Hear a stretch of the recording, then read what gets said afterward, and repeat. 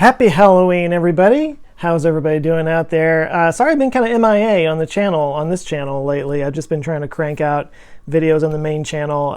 As I may have said here before, I'm trying to get a little bit ahead on things so that I can take a little bit of time off over the holidays coming up. So that's all a good thing. But anyway, really quickly before I get into what I wanted to talk about, I am trying out a new microphone. I've got a little plug-in microphone on the camera. I've had a lot of people tell me that the sound is not very good on my videos, and I wanted to see if this made it any better. Just let me know in the comments if this works a little bit better for you.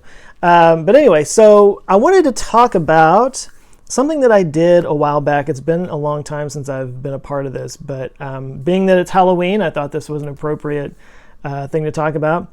But I actually used to be a ghost hunter. I actually used to be a part of a group of people that went out and did ghost hunting investigations in old buildings and various haunted places here in North Texas, and it was actually a lot of fun.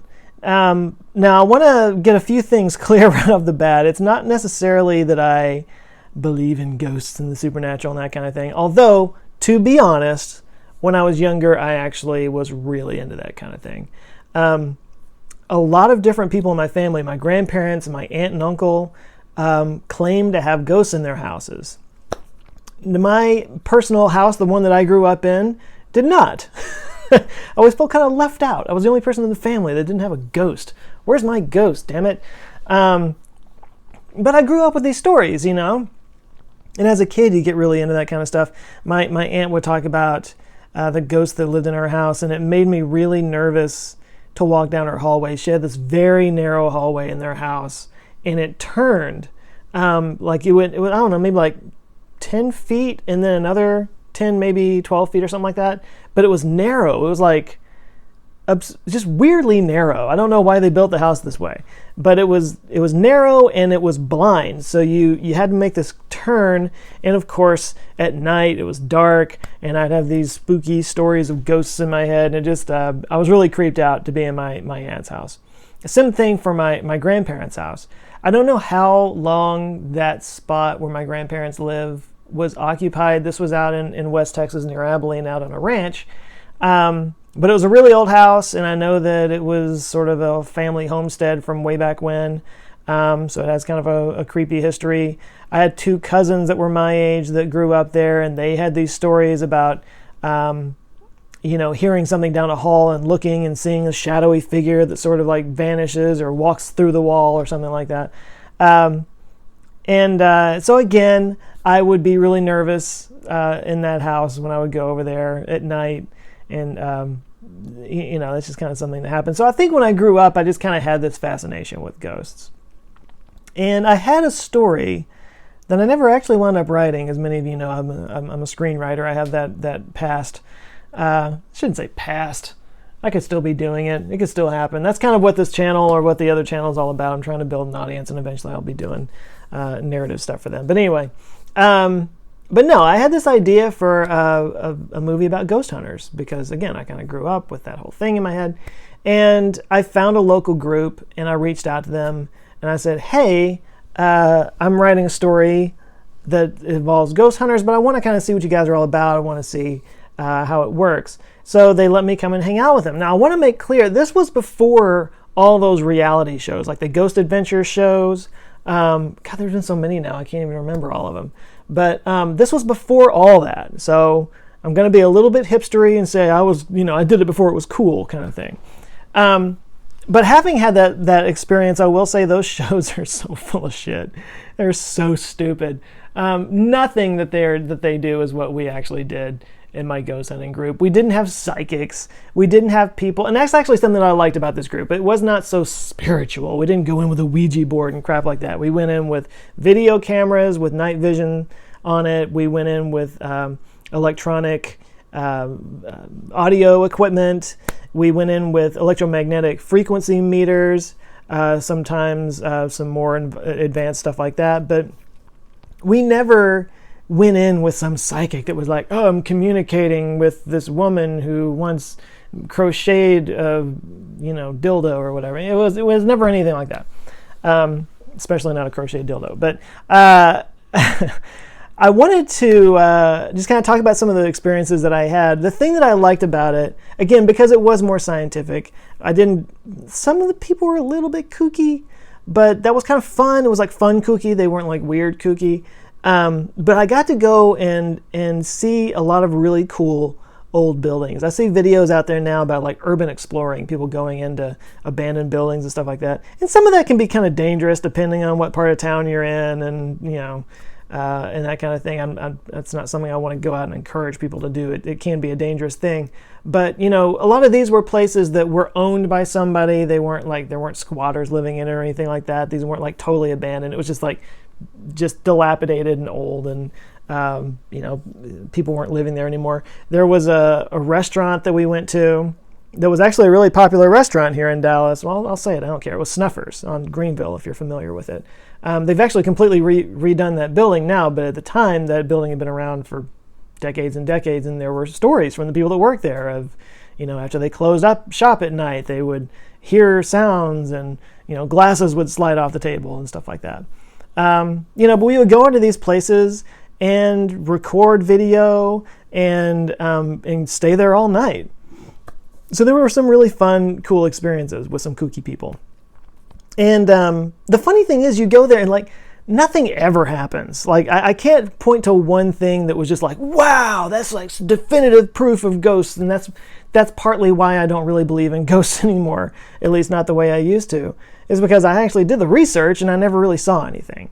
There's one story that I'll get to in a minute that was kind of weird, but even that could be written off as whatever. But you're in this dark room that's supposed to be haunted, and you're there for hours at a time, and you're recording audio and you're recording video, and after a while, you kind of just want something to happen. Like at first there's sort of a little bit of nervous energy. Ooh, what if something happens? And you're hearing some of the stories from the people that own the place, and you're thinking this would be kind of cool. But then after a while, you're just sitting there, literally just sitting there in a dark room for hours, just waiting for something to happen. And you really want a glass to fly off a shelf, or, some, and it never does. But the coolest place by far that we got to go explore, and I got to do it a couple of times, and I feel very privileged that I got to do it, because not a lot of people do. It was called the Baker Hotel in Mineral Wells. Now, if you're familiar with Mineral Wells, Texas, if you have been through there or spent any time there, you know at least something about the Baker. This is a building that I have wanted to do a documentary about for a very long time, because it is an absolutely fascinating building with an absolutely fascinating backstory. The building is 14 stories tall. Mineral Wells is a very small town. How many people live there? Like 20,000 people live there, something like that. And every other building in town, 3 or 4 stories. That's it. And then right in the center of town is this 14-story, massive, gorgeous old building that's completely out of place. It has no business being there. And when you learn the backstory of it, and then you learn the backstory of the town, it's actually super fascinating. Mineral Wells, once upon a time, was kind of like Hot Springs, Arkansas. It was, the reason it's called Mineral Wells is because they had water wells there that had, they believed, healing properties. So they actually, around the turn of the century, during the whole, the wellness movement, there were all these people that would come in and drink this water, and they found out later that the water did actually contain natural lithium, which does have something of a mental effect on people, especially people. It kind of helps people with some mental illnesses to kind of get straight. But, it's actually prescribed for some people. But anyway, so the thing about the town was it became this sort of hot spot. This was before the interstate highway system. And a lot of people flocked to Mineral Wells for the healing properties of the water. And they built this gigantic, I forget the guy's name, but obviously his last name was Baker. George Baker, maybe? He built this giant Baker Hotel to accommodate all of these people. It was the first hotel in America to have air conditioning. It was, I want to say, the first hotel in America to have a swimming pool. It was like top of the line building. And even today, as dilapidated and completely deteriorated as it is, you can walk in and you can get a feel for how lavish this place once was. It's kind of like, sometimes when I would walk through it, I felt like I was walking through the Titanic, or it made me think of some of the footage you've seen from the Titanic down at the bottom of the ocean, because like everything was rusted over, and there were some rooms where the central air, like, again, it was the first hotel that had this. It was like it was sort of like a boiler room. It had these like gigantic machines and wheels and big rusted over. I mean, it just made you feel like you were, kind of swimming through the Titanic, just going through there.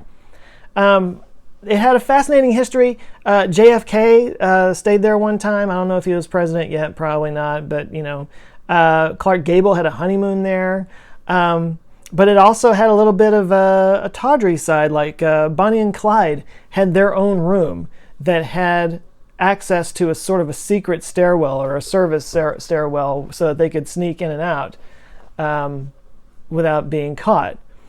And so it had this side that was like luxury and resort, and it kind of really went for the hoi polloi.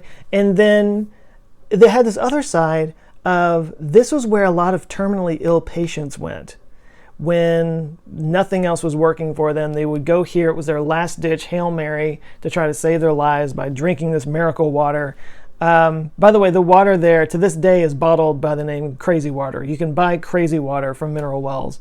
And that's just kind of funny to me. But anyway, so many people that were terminally ill came here to try to get over their illness that they actually had a morgue in the building. In this hotel, they had a morgue because so many people came through terminally ill and died there. So whether you believe in ghosts or not, that alone gives it a creepy ass vibe. And if you do believe in ghosts, oh my God, this must be one of the most haunted places in the world. And of course, a lot of people believe that it's like the most haunted building in the Southwest, because just untold numbers of people died in this building. And some of the people, like, that was their favorite spot. That was like their getaway. So if you want to believe that in the afterlife people would go to the place that they love the most, then that would make sense too. Anyway, there were a lot of reasons to believe, if you were into that kind of thing, that this was a haunted building. And of course, there were stories after stories of different spirits that haunted the building. I think the 4th and the 7th floors were supposed to be the most active, so we spent a lot of time on those floors. Just going up the stairwell, I will say, in the pitch blackness of night, it was enough. When you pass the 4th and 7th floor, it was super. Like I walked a lot faster going up the stairwell on those floors. It just had this super creepy vibe. And the one story that I will tell that was maybe a little possibly iffy, but was there was this one room that I walked into, and of course it's a hotel, so it's just nothing but empty rooms, right? And I want to say this really quickly. Pitch black. There was no electricity in this building. There were no lights on whatsoever. The only lights were from our flashlights.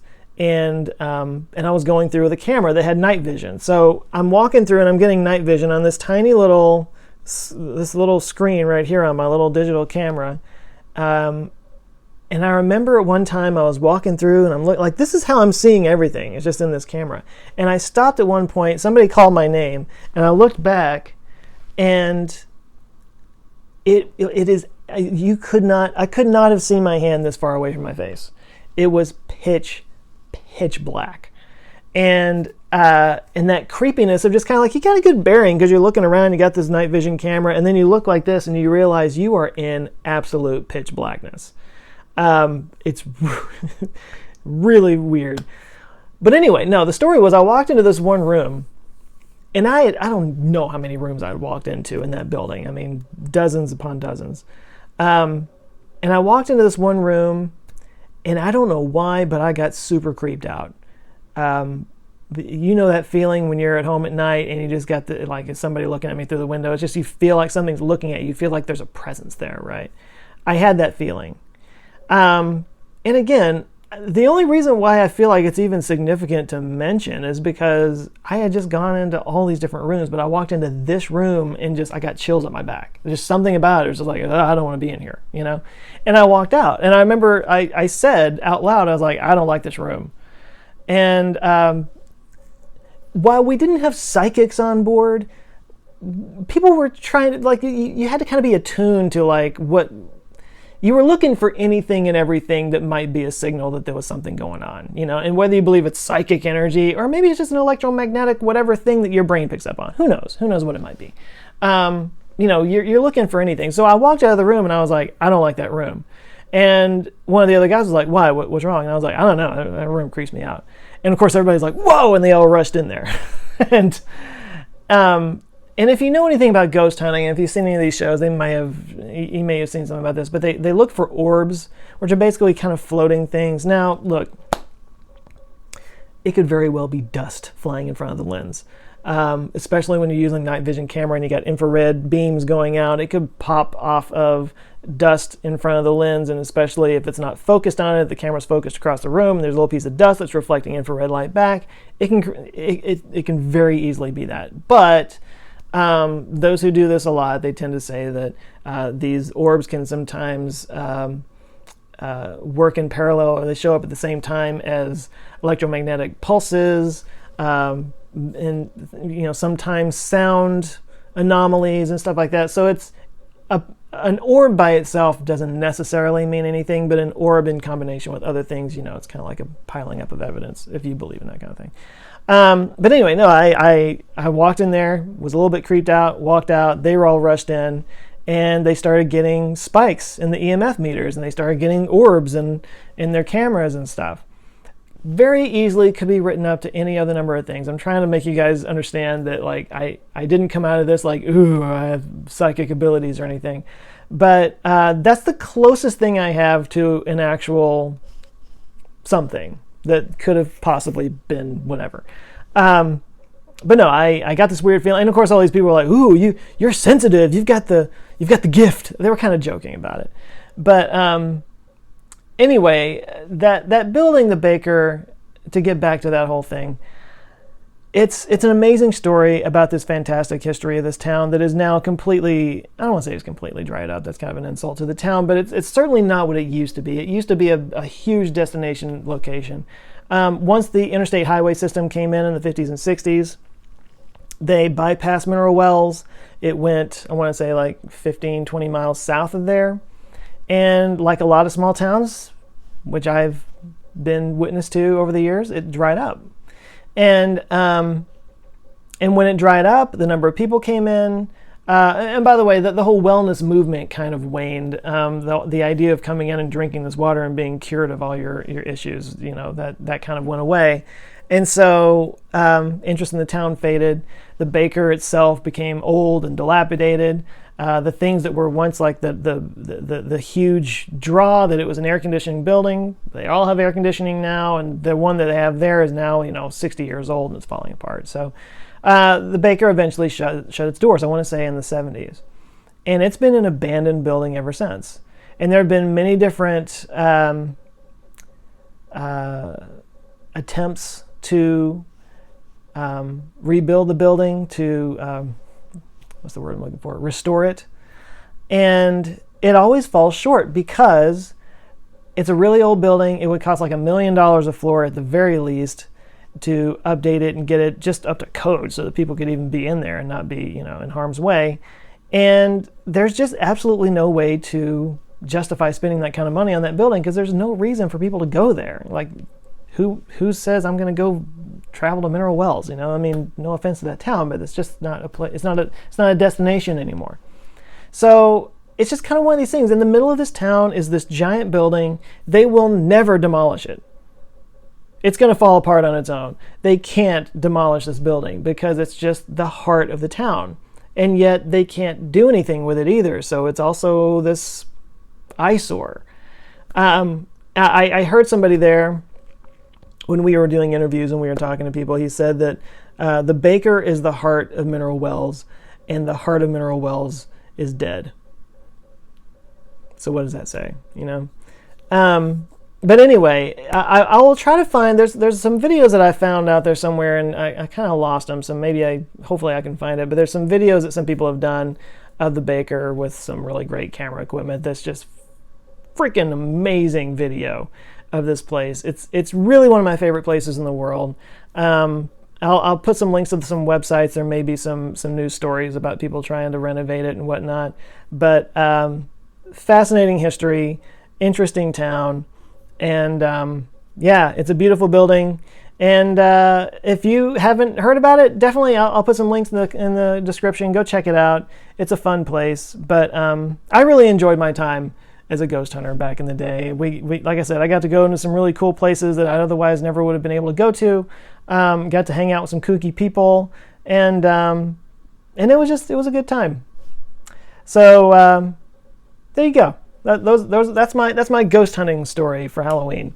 And I know this went really long. I appreciate you checking it out. Let me know if the sound is a little bit better with this. God, it's kind of heavy. It's pulling my shirt down. But anyway, I hope you guys have a fun and safe Halloween. I will try to be more regular on this channel, and I apologize again for being MIA. But yeah, you guys take care, and I'll catch you next time.